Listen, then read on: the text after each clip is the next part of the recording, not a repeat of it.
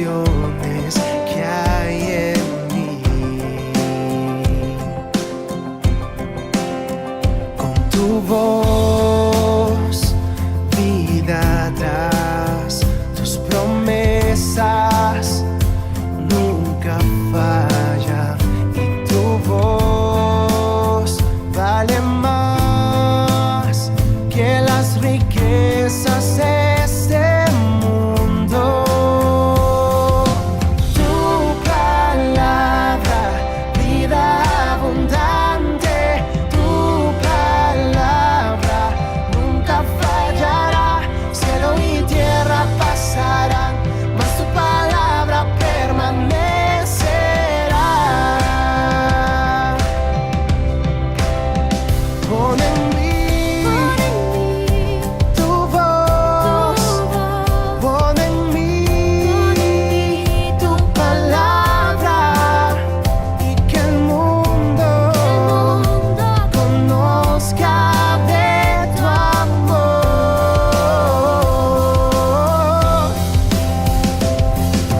Tu palabra, vida abundante, tu palabra nunca fallará. Cielo y tierra pasarán, mas tu palabra permanecerá. Dios te bendiga, amado hermano, amada hermana, amigos que nos escuchan. Nuestro deseo y oración es que el amor inalterable e inagotable de Cristo esté en ustedes y con ustedes, y que Él les bendiga y les sustente por el poder que hay en su nombre. Yo quisiera invitarles, si son tan amables, a leer la palabra de Dios. Vamos al libro de Ageo, el primer capítulo. El libro de Ageo es uno de esos libros cortitos, el segundo libro más corto de la Biblia, y a veces se nos pierde entre las páginas, pero si vas al mismo medio de la Biblia, llegas a Mateo, vas a Malaquías, Zacarías, y ahí está Ageo. Vamos a leer el primer capítulo. Es corto, son 15 versos. Vamos a leer la mayoría de ellos. Dice así la palabra de nuestro Dios. En el año segundo del rey Darío, en el mes sexto, en el primer día del mes, vino palabra de Jehová por medio del profeta Ageo a Zorobabel, hijo de Salatiel, gobernador de Judá, y a Josué, hijo de Josadac, sumo sacerdote, diciendo: Así ha hablado Jehová de los ejércitos, diciendo: Este pueblo dice, no ha llegado aún el tiempo de que la casa de Jehová sea reedificada. Entonces vino palabra de Jehová por medio del profeta Ageo, diciendo: ¿Es para vosotros tiempo, para vosotros, de habitar en vuestras casas artesonadas, y esta casa está desierta? Pues así ha dicho Jehová de los ejércitos: Meditad bien sobre vuestros caminos. Sembráis mucho y recogéis poco, coméis y no os saciáis, bebéis y no quedáis satisfechos, os vestís y no os calentáis, y el que trabaja jornal recibe su jornal en saco roto. Así ha dicho Jehová de los ejércitos: meditad sobre vuestros caminos. Subid al monte y traed madera, y reedificad la casa, y pondré en ella mi voluntad, y seré glorificado, ha dicho Jehová. Buscáis mucho y halláis poco, encerráis en casa, y yo lo disiparé en un soplo. ¿Por qué? Dice Jehová de los ejércitos: por cuanto mi casa está desierta, y cada uno de vosotros corre a su propia casa. Por eso se detuvo de los cielos sobre vosotros la lluvia, y la tierra detuvo sus frutos. Y llamé la sequía sobre esta tierra y sobre los montes, sobre el trigo, sobre el vino y sobre el aceite, sobre todo lo que la tierra produce, sobre los hombres y sobre las bestias, y sobre todo trabajo de manos.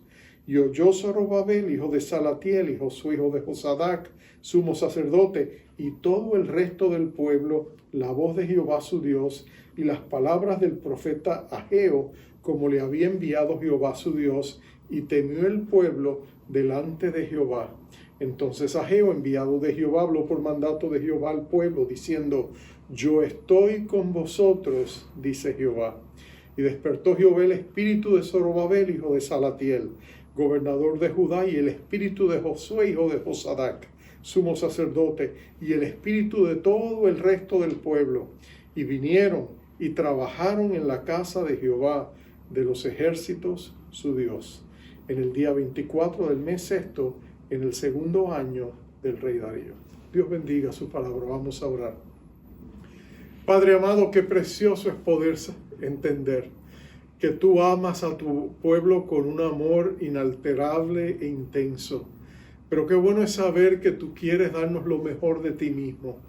Y a veces nosotros no estamos listos para recibirlo.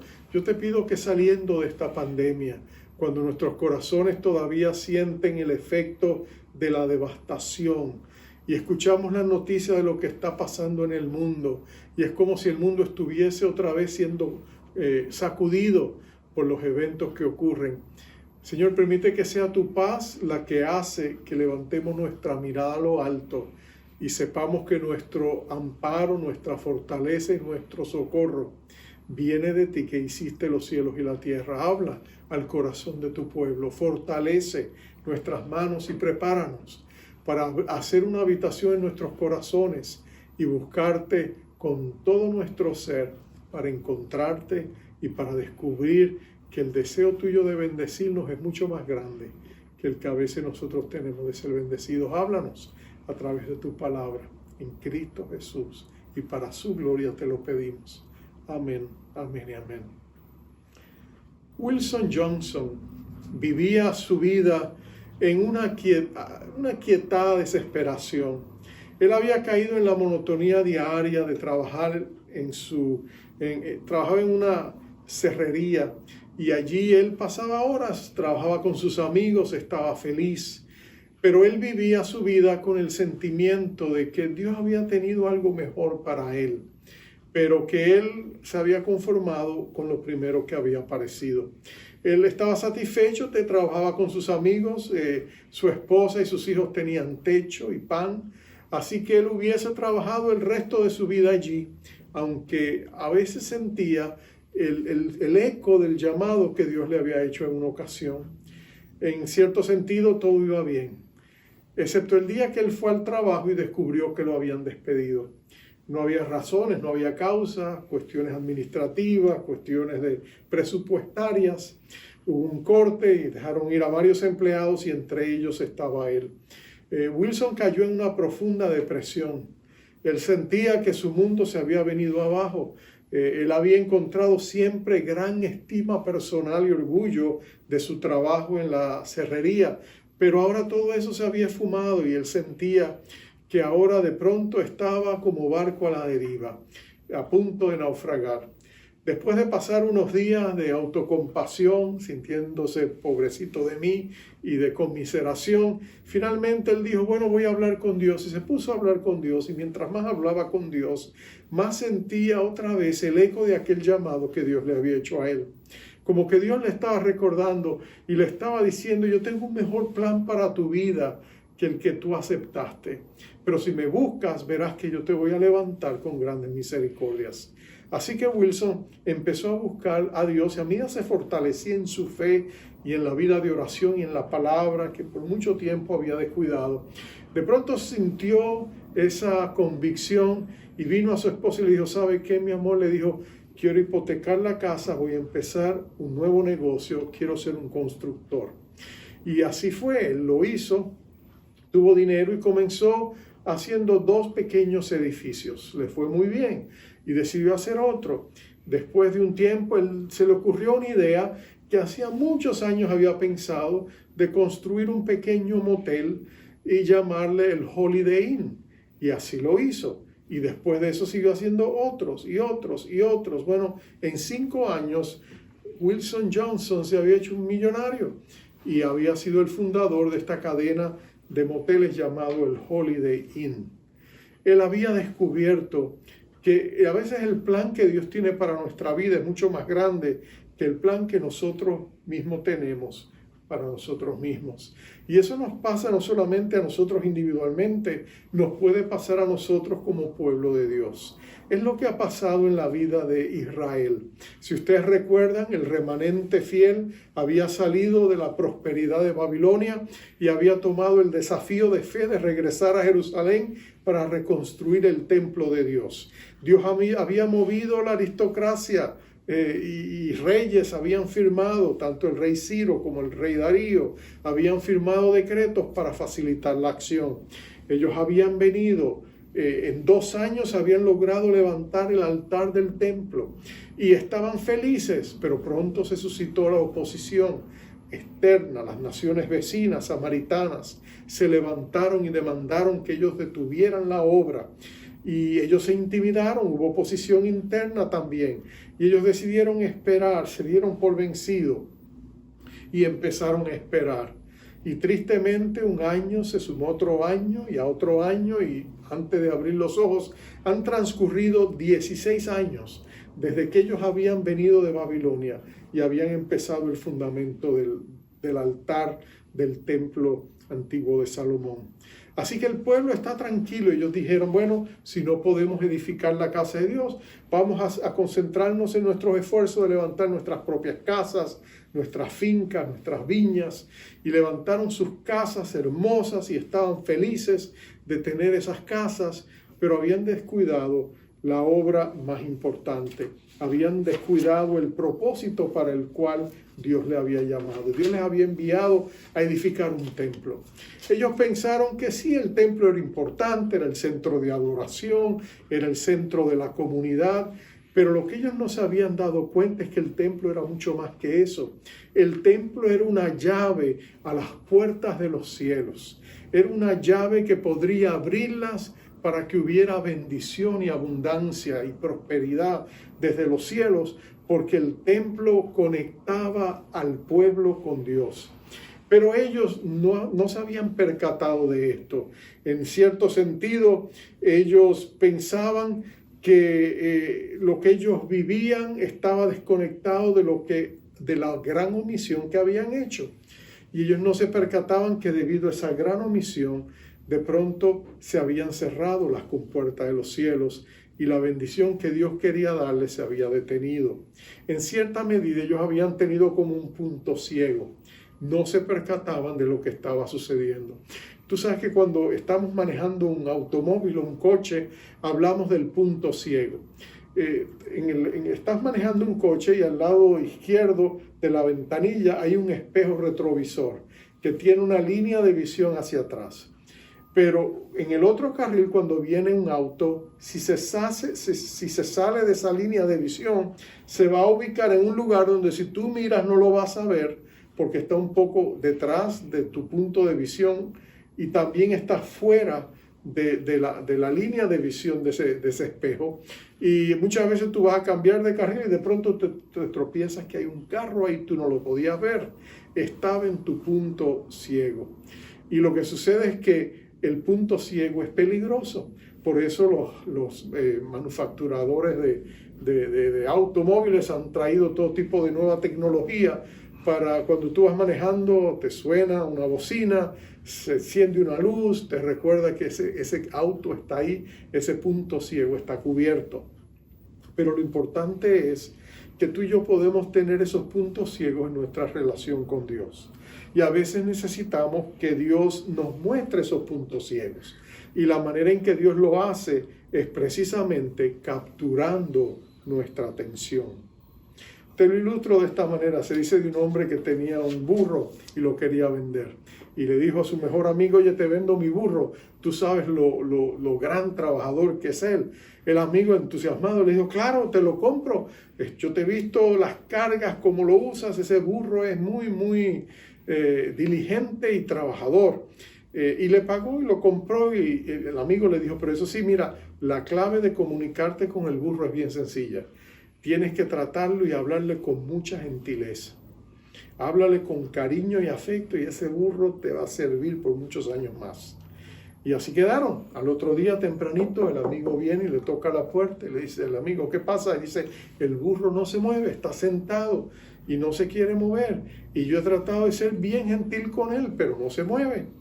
Él le dice, yo sé lo que tenemos que hacer, vamos. Y agarró un palo que tenía y fueron a ver al burro. Cuando él llega a ver al burro, él se va a la parte trasera del burro, agarra el palo y le da un golpe, un porrazo en la parte trasera del burro. Inmediatamente el burro se pone de pie, listo para trabajar. Y el amigo le dice, pero no me habías dicho que había que ser muy gentil con el burro. Le dice, sí, pero la gentileza viene después que primero tú has capturado su atención. En cierta medida, Dios tiene que capturar nuestra atención. Ahora, ¿qué sucede cuando Dios captura nuestra atención? Y ese es mi primer punto. Bueno, mira lo que ha pasado. El pueblo ha seguido viviendo como si no pasara nada, pero no se explican algunas cosas que suceden. De hecho, si tú miras bien el pasaje, vas a notar que Dios va a ser tan claro. Le da 5 imágenes visuales, vívidas, de las razones por las cuales las cosas no iban bien. Él les dice, mira lo que ha pasado. Mucho plantar, poco cosechar. Mucha comida, poco sabor. Mucha bebida, permanente sed. Mucho vestido, poco calentamiento. Mucha paga, poca retención, con un saco roto.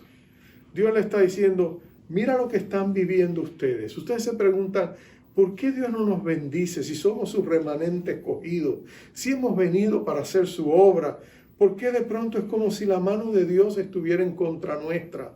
Como si se hiciera muy pesada para levantarla y manejarla a nuestro favor. ¿Por qué Dios no nos bendice? Y ahí es donde Dios le dice, mira, la razón es porque ustedes perdieron la visión de su prioridad. Porque no era sencillamente tener un centro de adoración, tener un centro de comunidad. Todo eso era secundario a la principal razón por la cual Dios quería que el pueblo edificara su templo. Si tú recuerdas, cuando el templo, poco antes de que el pueblo fuera destruido por los babilonios, 70 años atrás, tú sabes, Ezequiel lo narra, tú te acuerdas que la Shekinah de Dios, la presencia manifiesta de Dios que había estado en el templo, se levantó y se elevó fuera del templo y toda Jerusalén la vio cuando la gloria del Señor se levantó y emprendió un viaje de partida, y toda la nación veía cómo la presencia manifiesta de Dios se iba del templo y se iba de la nación, y todo el mundo estaba consternado. ¿Qué está pasando? Y se desarrolló ese título que ellos usaron para expresarlo. Y Cabot, se fue la gloria, ha partido la gloria del Señor. Y ahora la gloria se había ido, y poco tiempo después vinieron los babilonios y arrasaron con Israel. Bueno, ahora Dios quería retornar la gloria. La presencia manifiesta iba a venir al templo, pero el templo tenía que estar listo. El templo tenía que estar listo para que entonces todo el pueblo pudiera apreciar la presencia de Dios. Porque Dios había prometido a Salomón que no solamente sus ojos y sus oídos estarían en ese templo, sino también su nombre, su corazón estarían allí. Y todo eso constituiría la presencia manifiesta del Señor en medio de su pueblo. Y cuando el pueblo viniera a buscar a Dios unidos en un mismo espíritu, entonces encontrarían que Dios estaba allí para bendecirlos. Por eso Dios ahora, 16 años después que ellos comenzaron, Dios tiene que despertarlos otra vez y decirles, vuelvan al trabajo número 1, edifiquen la casa, porque cuando yo venga y yo quiero habitar con mi pueblo, ustedes van a ver que las cosas van a cambiar.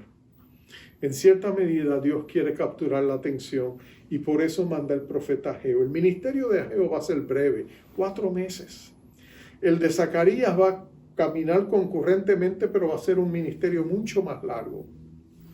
Pero Ageo, algunos piensan que ya era un anciano de edad avanzada cuando Dios lo llamó y le comisionó a hacer este trabajo. Y él vino. Y él hace un llamado al pueblo. Y mira lo que dice Jehová de los ejércitos. El Todopoderoso Dios los está llamando a ser honestos. Y este es mi segundo punto, un llamado a la honestidad. Él está diciendo, examinen vuestros caminos. Le dice en varias ocasiones, le dice, meditad sobre vuestros caminos. En otras palabras, pausen, analicen. No le está pidiendo que hagan un estudio introspectivo de sus almas. No está hablando de eso. Está diciendo, miren los hechos. Miren lo que está pasando. Analícenlo. Y entonces se van a dar cuenta de que algo no está bien. Ahora, el problema es que tú y yo y el pueblo de Israel, nosotros tenemos una gran capacidad, como todo ser humano, de autoengaño. Nosotros podemos racionalizar, podemos justificar, podemos decir esto no es así, esto no es de esta manera, no es por esta otra razón. A veces podemos ser muy buenos abogados para defender nuestra causa, pero cuando Dios nos confronta, Él nos desnuda completamente. Desnuda nuestro corazón, nos muestra las cosas tal y como son, porque Dios es infalible, Él no se equivoca. Entonces ya no hay apariencia, ya no podemos escondernos. Tarde o temprano nos delatan los hechos que no podemos esconder. Recuerdo en mi juventud leí un drama, una obra de teatro de un autor puertorriqueño llamado René Márquez. Contaba la historia, se llamaba Los Soles Truncos, y contaba la historia de tres mujeres de la alta alcurnia, tres ancianas de la alta alcurnia, de la aristocracia puertorriqueña, vivían en el viejo San Juan, tenían una gran casona y eran personas que se consideraban de dinero, que vivían en la opulencia porque venían de familias de la nobleza, del alto abolengo, aristócratas, ¿no es cierto?, en la cultura local. Y sin embargo, su realidad era otra. Hacía años que ellos habían perdido la fuente de recursos. Hacía tiempo que ellos solo tenían la casona y había veces que no tenían ni qué comer. Pero ellas siempre se vestían, se arreglaban, salían los domingos a la iglesia, venían y iban a otros lugares, iban a las ocasiones y las fiestas donde se esperaba su presencia. Hacían, decimos nosotros, tripas de corazones para aparentar de que todo estaba bien. Y nadie sospechaba nada, excepto que empezaron a notar que en la gran casona, que antes había sido casi una mansión, tenía unos vitrales hermosos, de unos soles espléndidos. Pero con el pasar de los años y el tiempo y algunas travesuras de los chicos locales, habían roto los vitrales y los tres soles que estaban allá, que cada uno representaba una de estas tres damas, de pronto estaban truncos, estaban rotos. Y la gente solo pasaba y veía los soles truncos y se preguntaban por qué no se reparan.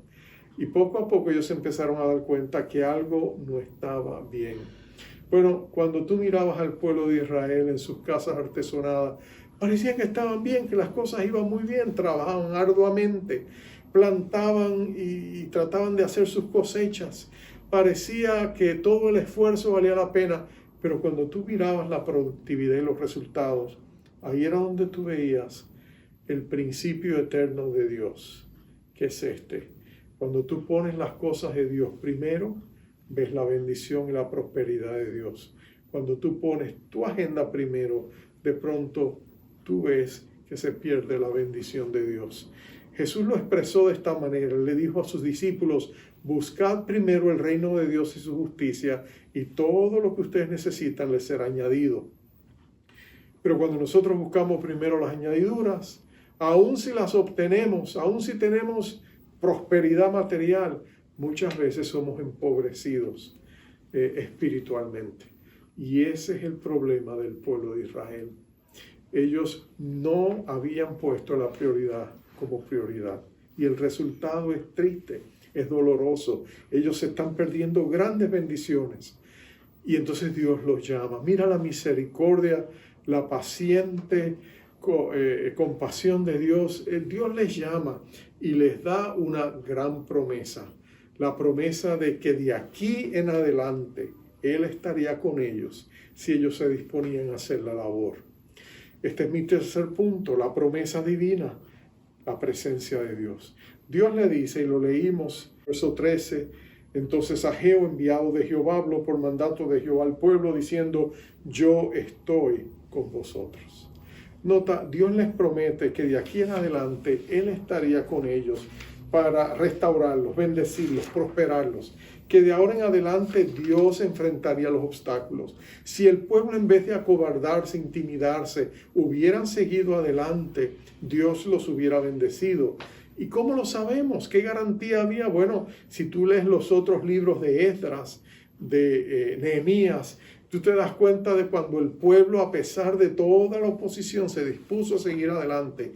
Dios abrió puertas, Dios hizo provisión, Dios enfrentó enemigos, Dios los prosperó y los ayudó, porque era una colaboración entre lo que ellos podían hacer y lo que Dios podía hacer. Y lo que Dios podía hacer era lo que ellos no podían hacer.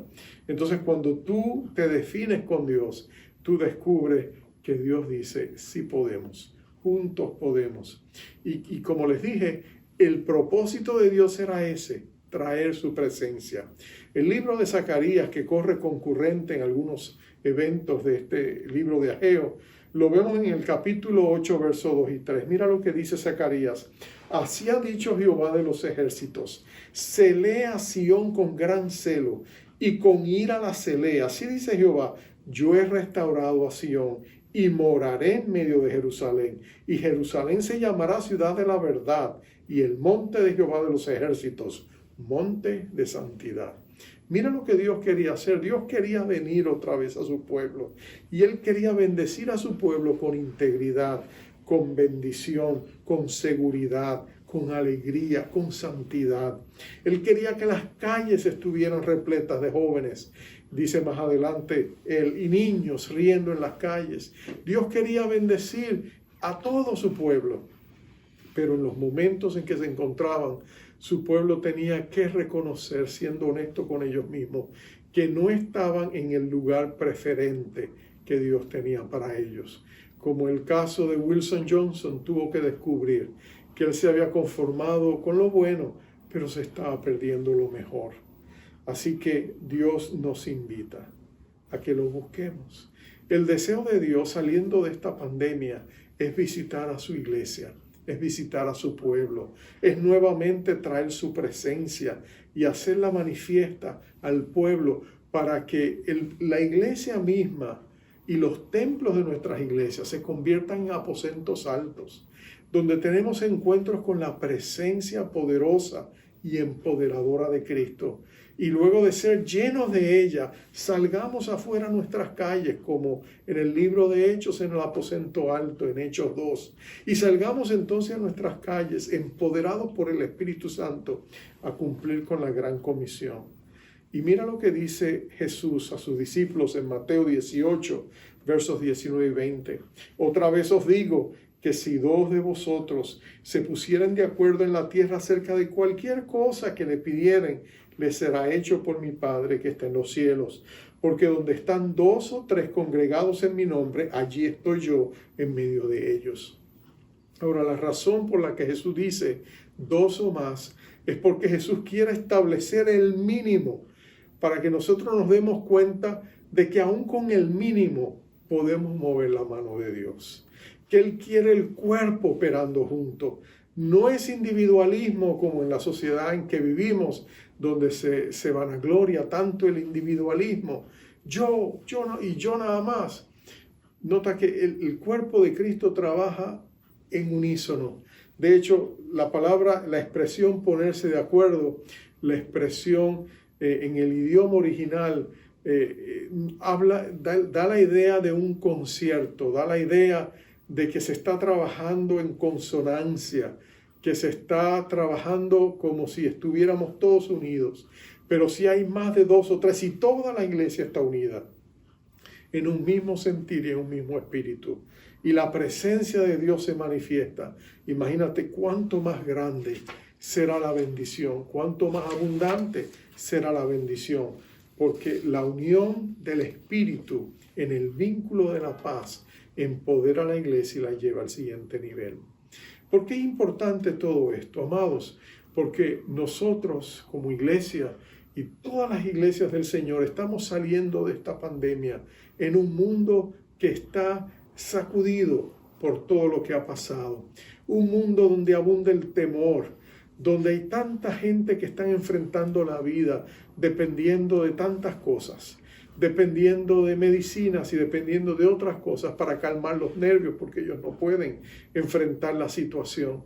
Hay tanta necesidad, hay tantos pródigos que necesitan volver a casa. La cosecha y los campos de la cosecha están evidentemente blancos, listos para ella. Y el Señor de la cosecha quiere una iglesia llena de gente que están llenos de Dios. Pero no lo estaremos si no tenemos ese aposento alto. Es nuestra prioridad. Tenemos que buscar a Dios como no lo hemos buscado. Tenemos que buscarlo con fe, descansando en sus promesas, reclamando los privilegios del reino y pidiéndole que su reino venga sobre nosotros y traiga bendición. Y entonces juntos, unidos en un mismo lugar, poder estar preparándonos para lo que está por venir. Vamos a orar. Padre amado, qué precioso es saber que tú eres un Dios de segundas oportunidades. Que cuántas veces nosotros te hemos fallado, cuántas veces nosotros no hemos llegado a alcanzar la plenitud del futuro preferente que tú tienes para nosotros. Es como si siempre nos quedáramos cortos, como siempre nos conformáramos con la caja y no con el juguete. Pero ¿sabes qué, Señor? Tú estás levantando a tu iglesia con grandes misericordias y nos estás llamando a ir más profundo. Nos estás diciendo, búsquenme con todo su corazón, porque anhelo manifestarme a ustedes. Quiero bendecirlos con mi presencia.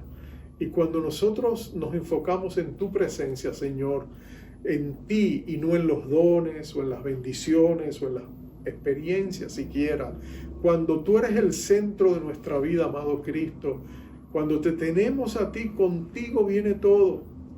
Entonces tú puedes repartir tus dones, tú puedes dar tus experiencias, tú manifiestas tu poder y tú exaltas tu nombre.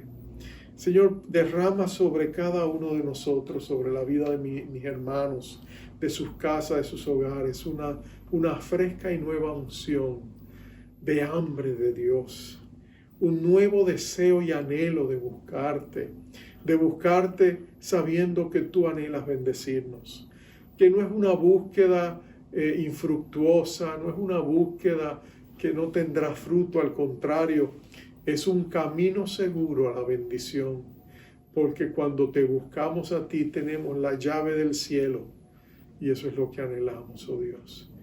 Bendícenos, guárdanos y empodéranos. Te lo pedimos en el nombre glorioso de Jesucristo. Amén. Amén y amén. Como siempre, en mi costumbre, te envío con la bendición acostumbrada. Jehová te bendiga, te guarde. Jehová haga resplandecer su rostro sobre ti y tenga de ti misericordia. Jehová alce sobre ti su rostro y ponga en ti paz. Bendiciones, amados. Estuve perdido, tu amor me alcanzó, tu gracia implacable jamás se rindió. Mi ofensa olvidaste,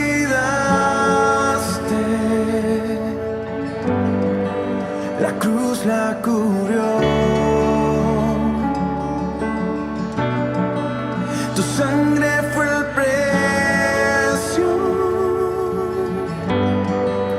de mi salvación. Te cantaré, me perdonaste, ahora sé que